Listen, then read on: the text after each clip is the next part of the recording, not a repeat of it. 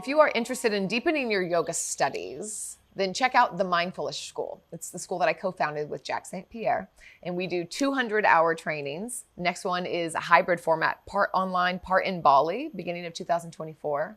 And we also do an online 300-hour deep dive as well. So if you're interested in either of those, click the link in the description and come and study with us. Let's feed our curiosity. Hello and welcome. Today wanting to talk about the nervous system. It is a highly evolved and intelligent piece of us that a lot of us don't know much about. And it is quite a superpower to be able to gather awareness, information, and then even befriend our nervous system. So I'll give a little chat on it, and then we'll do a few exercises to try to get a little closer, weave in a little bit closer. So the nervous system has been adapted for a long, long time to support us in avoiding threat. We are wired to protect ourselves. We're also wired to connect with others. This is also a survival mechanism. Humans are cooperative. You know, snakes have venom, turtles have shells. Humans, we communicate, we cooperate. That is our one of our survival mechanisms. So the nervous system's, let's say, it has lots of functions, but two of its main functions are to connect us and to protect us. Yeah. But often these two are at odds with each other, connection and protection. So the nervous system vacillates between these states. When is it safe to move towards? And when do we need to pull back? So slowly, I'm just going to go through the different states of the nervous system. PolyVagal Theory. So this is an updated map of the nervous system. Science of Safety, as created by Stephen Porges. So you may have heard of like rest and digest, fight or flight. This just adds on another layer. So let's think of the three different systems. So our optimal system is called ventral. I like to think of it as green, like the traffic light system. It's like good to go. We're good to go. It is where we feel creative. We feel like we can connect. We feel like the world is kind of open to possibilities. Curiosity lives here. Like it's really hard to be curious if you're stressed. So curiosity lives here. Compassion. It's a good zone. All of these zones they're all good zones. Let me say that. But they all have a spectrum. So this can be like, oh man, yeah, having such a good time and like a really kind of an elated state. Or it could be just like, things are okay right now. Like I'm really calm. Things feel good. Yeah. So green, ventral, connection. This is the state. Yeah. And then whenever our body perceives important, not necessarily when they're in threat, but when our body perceives threat through something called neuroception, which is like this, you can imagine like we have this little satellite dish inside of us that goes and looks around constantly to see if we're in safety or danger. And it happens below our consciousness. So it's like our little inner guard dog that's letting us know if there's anything that we need to be concerned about. And it's very diligent, sometimes more than others. Sometimes it gets stuck in this diligence. Sometimes we need our inner guard dog to take a nap. But anyway, you can kind of have that picture. That's our neuroception. So when neuroception detects that there's threat, it does a couple different things. One, it may go into sympathetic. This is yellow light. This is mobilized. So you imagine on the traffic light system, I'll give like a few different metaphors and you just take which one lands.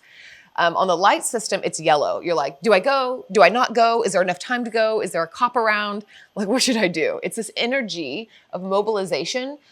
And then you have to kind of sort out what to do with it. Do I run? Do I fight? Do I hide? What do I do? So this is this mobilized energy. It's kind of like knees are bent. We're ready to do something, but maybe there's different options there. Thinking of a spectrum here, it can be a little bit agitated, like, I'm not sure if they sent that email that I told them to send. So it can be like something, or a little bit of a, I think I hear something in the back, like hear something in the house. This would be a little bit of sympathetic energy of perking the ears up. Or it can be like, oh my God. This would be like a burst of sympathetic energy. Oh, I can just immediately feel that energy in my body of frustration, agitation. Yeah. Upward. It feels like an upward energy to me. A hyper arousal. And that can also be frenetic. It can be, I don't know what to do. Do I go this way? Do I go this way? It can be kind of like this debilitating, what's the word for indecisiveness? But it all has a kind of sensation of that frenetic upward energy. Not sure, unsure. So there's different adjectives that we would all have if we were in a group doing this together in this workshop. We throw out adjectives together because everyone's is a little bit different, but they're similar flavors. All right, so that is yellow, sympathetic, mobilized energy. Gotta do something. I gotta do something. All right. The other option that we have, below our consciousness, if our neuroception, our inner guard dog, decides that the running or the fighting or the fleeing is not going to help, then we have this other thing that may, and this is shut down, play dead. This is what like lizards do, they'll freeze. And there's a big spectrum here as well. So it can be like hunching the shoulders, like, oh, like maybe trying not to be seen. This can be a disassociation. It can be depression. So anxiety would be more sympathetic. Depression would live more in dorsal. It's a downward energy. Hypo, which means below arousal. Hyper, up. So freeze, shut down. Kind of facial effect goes, ugh. If you've ever been in a really like bad argument with somebody, when you can hear them yelling, screaming, and then all of a sudden you like can't really hear them anymore. It's like the body kind of begins to disassociate for you. And it's kind of like, wah, wah. Like you can't even hear sometimes. The actual inner ear changes. All systems kind of begin to shut down peripherally and come to protect the inner organs. There's a big physiological change in all of these systems. But let's just stay with the energy of it, which is a downward energy. There's also something called a functional freeze, which I think is very interesting, and people relate to this a lot. And this is when we are frozen, we are in this collapse, but we are functional. This is an autopilot. This can also be like just doing the thing, but we're just doing it because we have to do it, and we're not actually in it. We're not actually in our body. We're not in the moment. We're just doing the thing. This comes up, people relate to this a lot in workshops. This is very common. It's quite interesting how much that people are like, oh yeah. So this can be a functional freeze. Yeah. And red, the light system, or stopping. So dorsal, red, the energy is collapse. So this is our little, this is our nervous system. They all have spectrums, and the purpose is that we move flexibly between them. That is the hope. That's best case scenario, is that we're grooving, cool, calm, and collected in our green. Something happens, and I'm like, oh, I'm going to act. I'm going to jump out of the way of the car. Thank you, sympathetic energy, that I was mobilized to do something. And then I'm going to be green again. And then something happens, and somebody is like frightening and yelling at me, and I'm like, oh my gosh, I cannot deal with this. So I protect myself in a way, and I kind of shut down. And then the threat leaves, and I come back into green. We're supposed to move in and out, but the issue is we often get stuck. We get stuck in shutdown. We can get stuck in mobilization. So, do you relate to either of those? Vagal tone. The vagus nerve is the nerve in our body that connects all of these things. It's the longest cranial nerve in our body, and it connects all of our organs and our brain and got just everything. It's responsible for the mind-body connection. And most of the messages are afferent, which means they move from the body up to the brain. About 80% and only 20% move from the brain down to the body. So while we think Mission Control Center is up here, it's actually not. It's in our body. We don't act in accordance to the way that we think. We more often act in accordance to the way that we feel. This is big. The state of our nervous system creates our perception of the world. It essentially puts these lenses on our reality because what we see is subjective based on the state of our nervous system. A little example. All right, let's walk into a room. Maybe you close your eyes and imagine that you're walking into, well, first there's a room full of people. They're all talking. It's pretty loud. And they're sitting at a table having dinner. And then put your green lens on, where life feels open, you feel really like comfortable in your body, you feel curious, you're just kind of like you're with it, you're present. And then open the door and walk into this room. So possibly it might be like, oh, sweet. There's a dinner party and my friends are here. There's an open chair, maybe you go up. It feels like more of an invitation. Yeah. Feels like more of an invitation. Oh, look, cool, this sensation.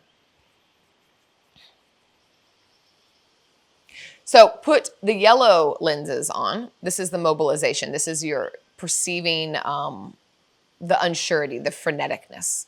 And you walk in and you might be more like, who are these people? Are they talking about me? What are they talking about? Are they laughing at me? You know, so there's this protection. You're questioning everything. And then if you go back through the door again in a red state, you might walk in and walk right back out. Like, no, not, no. Shoulders come up, That's just a little example. But if we are stuck in one of these states, then we could always be perceiving threat. So I'm sure that probably brings up something or right now or time in your life or a phase in your life of when that has felt true. You know, those days where nothing is going right and everybody's out to get me. This happens to me when I fly. When I'm going to have a big travel day, it's like my spikes come out, my little inner guard dog awakens, and it's like, who wants to mess with me? Because I've created this story and my nervous system plays it out for me. So it's really important that we know what nervous system state we're in so that we understand the subjectivity of the world that we're seeing. And how can this support us?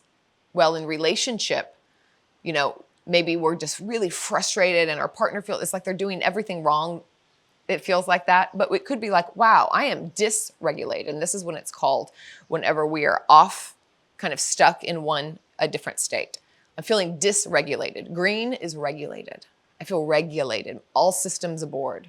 If I'm on one of these other ones, I'm dysregulated. But if I know that, then I can pause and do what I can do to re-regulate myself and maybe not, you know, vomit my energy on other people as much. It happens. So that's a way when we befriend our nervous system, when we get to know where we are on our hierarchy is what it's called. Then we know how to maneuver, how to come back home to center, to ventral. And that supports our reality. It changes our experience of life without actually changing life. Like, that's pretty powerful. And then also relationally, remembering that everybody is walking around with these nervous systems. That's pretty amazing to think about. Whenever I do these talks and these workshops, I start to like see these little light systems on people and I can be like, whoa, okay. You know, we don't really know, but sometimes you can see it based on, you know, the shoulders up, the shoulders down, or open. But we can also support each other and how to help other people regulate. And this is called co-regulation, which is the third component of polyvagal theory. One being the hierarchy, which is the light system, ventral, sympathetic, and dorsal. Two is neuroception, which is our little inner guard dog, or a little like satellite that's looking out. And then the third is co-regulation, which is when two nervous systems come together and they regulate each other. Like one person can be stressed and the other person is calm, and that helps to settle the other person down.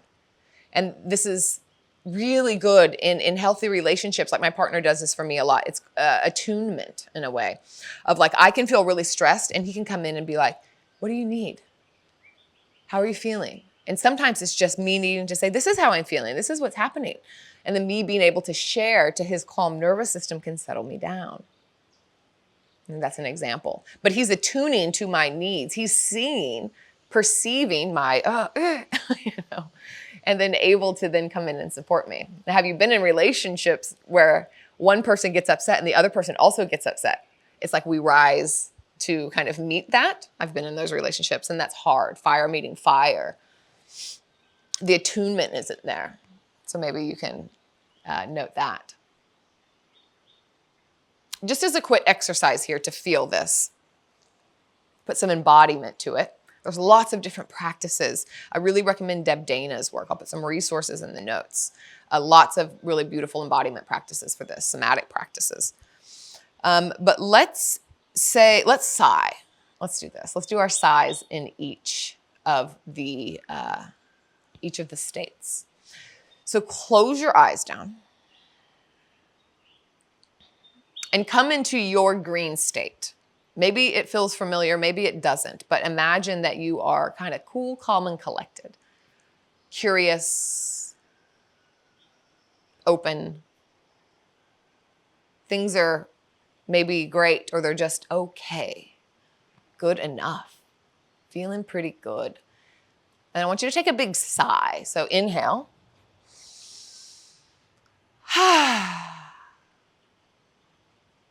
Feel the energy of that. Let's do that again.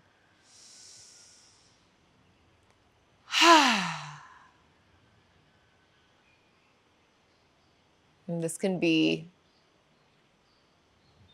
notice the cues, the body signals of this, green ventral energy, connection energy.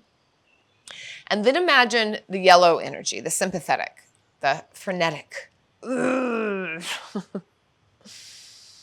Oh, nothing is going right, or something that comes up for you that kind of brings you in that energy. And then from here, let's sigh. Inhale. Again. Feel the difference of the energy. Note that. And kind of shake it out. Shake it out. And step back into green, this cool, calm, collected. I kind of like to wiggle my body. It helps me get back in there. And then come into the shutdown mode. And so we can think about, we just want to go a little bit into it. So think about like nothing you can do can change anything. Like this kind of a sensation of hopelessness. Not existentially, but just like, And then let's sigh from here.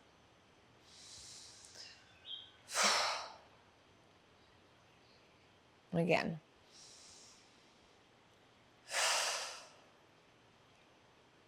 And you feel that kind of as a downward energy.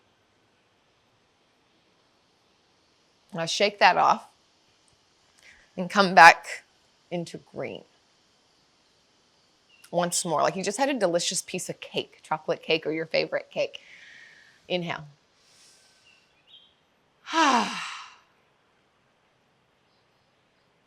So question for you, what of these felt the most familiar? And when we went into each one, was it hard to move into each one? Did you feel like you wanted to stay in one or the other? Because that kind of denotes the flexibility, the fluidity of the vagal tone. which again is the ability to move flexibly between each one, which is what we want. So a little inquiry there. Beautiful. So how can yoga support us with regulating our nervous system? There's lots of regulation tools, but yoga can really be supportive and movement practices, somatic practices, moving the body. So not only do we want to become aware up here, this is top down, awareness here, and then, self-inquiry. But then also we want to do practices from the bottom up, remembering that the messages move more so from the bottom up, practices in the body. So we'll do some nervous system regulation practices as well. We can work with the breath, with movement, with tapping, with chanting, with singing, with humming. There's so many different beautiful techniques. And when you can learn to map where you are and you have resources to help you regulate back into where you want to be, it is a superpower. So I hope you enjoyed this chat, and be sure to come back for some of the videos and we'll explore some regulation and resourcing techniques. This is absolutely nervous system nectar. Yeah, delicious. Please let me know any questions you have in the comments. I love this stuff. If you're enjoying these classes, then I want to invite you to my membership service, CCY Studio. This is where we get to explore with longer classes, full-length classes, and we get to investigate not only more into the physical body and longer shavasanas, but also yogic and Buddhist philosophy, and more time to marinate and percolate with all of it. Also just putting up a new asana library, and this has about 10 of the core poses and really intricate ways and investigations to put it not only in your body, but also some teaching tips. So if you're a teacher, this is really valuable as well. So if you're interested, you get a 14-day free trial. You can cancel at any time, and I just encourage you to check it out. I think that it's a beautiful place to go a little bit deeper. So I hope to see you over there. You can find more details in the links below.